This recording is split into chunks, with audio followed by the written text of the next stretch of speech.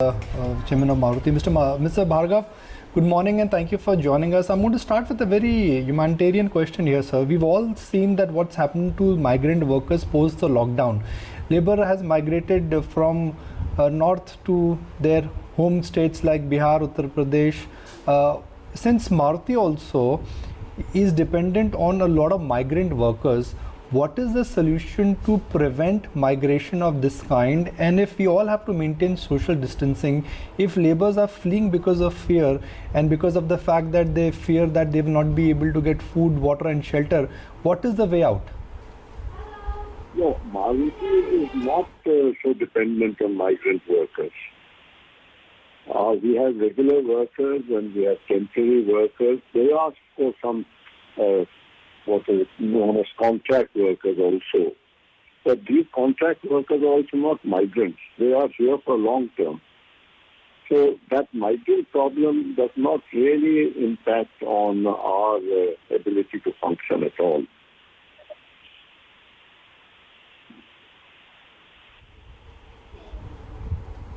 Fair point. Thank you for that clarification. But let's address this entire issue of migrant labor.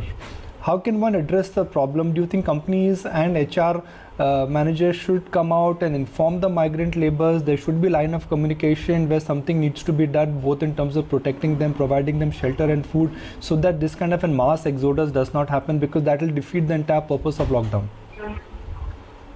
You see, I don't really claim to have any expertise or knowledge on this problem.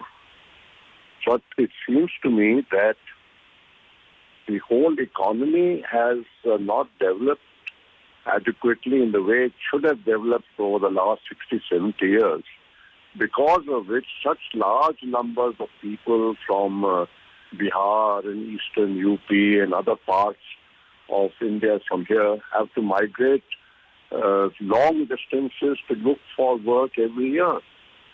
Why is this happening? Why have we not been able to fix this problem for so many decades?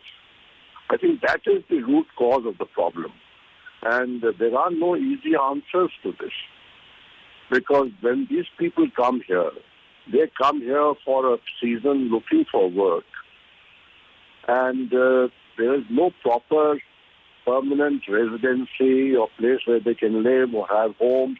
Their homes are still in their villages. Their families are in their villages. So it's not a very satisfactory way of making a living anyway.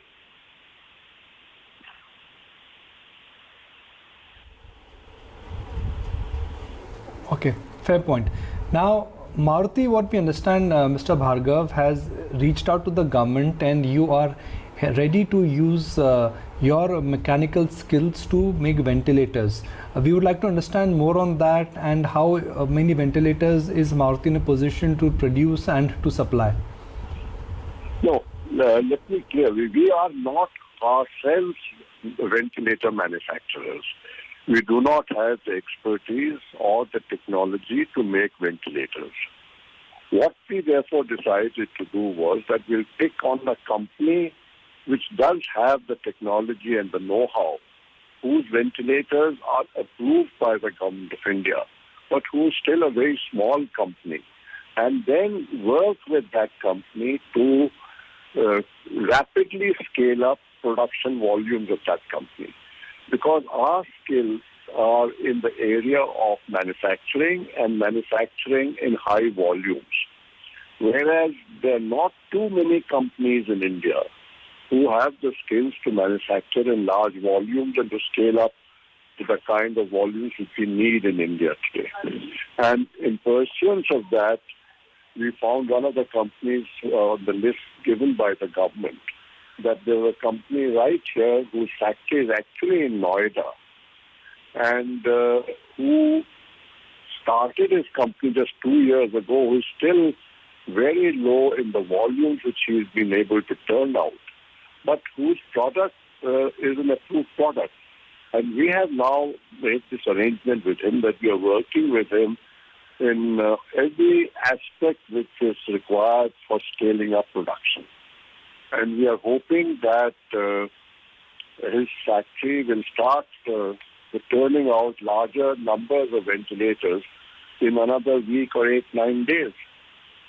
And we are putting our vendors into this. We are putting our training systems into this. We're going to put our service facilities at his disposal because, once the ventilators go out in the field, they will require spare parts. They will require servicing. They will need people who are trained to operate them. These are comparatively new products. And we are going to get into all those aspects of working with them. And we'll talk more about this when we have something concrete to talk about.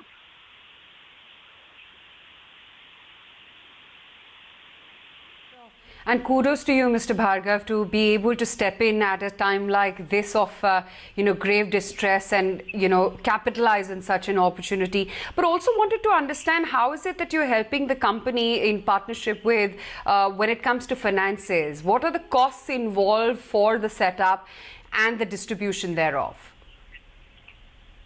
See, the working capital requirements and the capital requirements, if there are any, they're not too much because the company itself is largely an assembler. The area which he had for assembling ventilators was comparatively small. We have already been able to identify and get a much bigger factory area where we can take up manufacture and assembly of substantially higher volumes of ventilators. Because that not only requires assembly, but you require place to store materials which come in. You need space for testing the ventilators. You need space for finished product storage and packing and dispatch. So much more space is required. And we are working with our vendors. All what help which we will give him, including our vendors scaling up production, getting into music. This is all going to be our cost. We are not charging for this. All the advice we are giving him is at our cost. We are now today working with him to get the working capital finance sanctioned from the banks. And I think that because he already has orders from the government and other sources for these, against that and with the Maruti backing him, I'm hoping that today the bankers will release the money which they need for his working capital requirements because, somebody who was doing a few hundred ventilators in a year and who wants now to get up to maybe 100,000 ventilators a year, the entire ball game is quite different in every which way.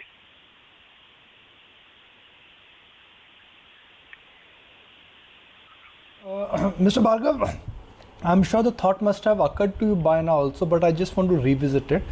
Have you spoken to your global technology partner, Suzuki, in this case, that is there any technology available globally which could be brought into India and where the ventilator production could start at a mass we have thought of that, level? we've looked at it, but please understand that the most critical factor today is time. And if you are going to get technology from outside and all the components will have to then conform to that new technology, you'll have to develop for those components. It's going to take far too long to develop a ventilator with any new technology. It's just not possible to produce to ventilators and give it to the hospitals in the next 45 days. 45 days, you'll still be probably getting the drawings from Japan or wherever you go. So we looked at that option and ruled it out that it is not something which is feasible in our current circumstances.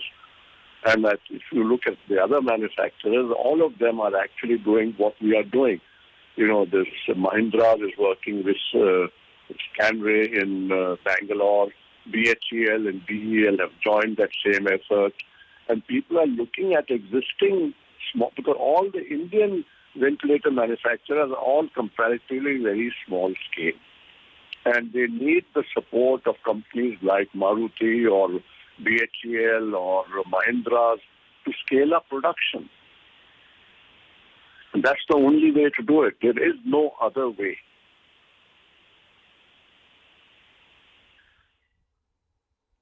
Are you exploring tie-ups or are you exploring extending your manufacturing support or your mass support to any other local manufacturers? We mentioned one, but are there any other names which you are exploring?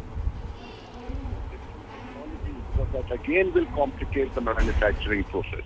If this technology is all right, the best way, the quickest way, and the most effective way is to just scale up this technology and its volumes.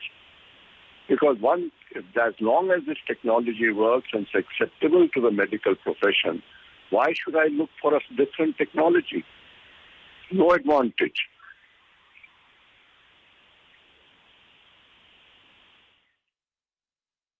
Fair point, Mr. Bhargava. I hope that we all are trying to grapple the situation, trying to understand, what is the best and what the assessment is. Appreciate your time, sir. And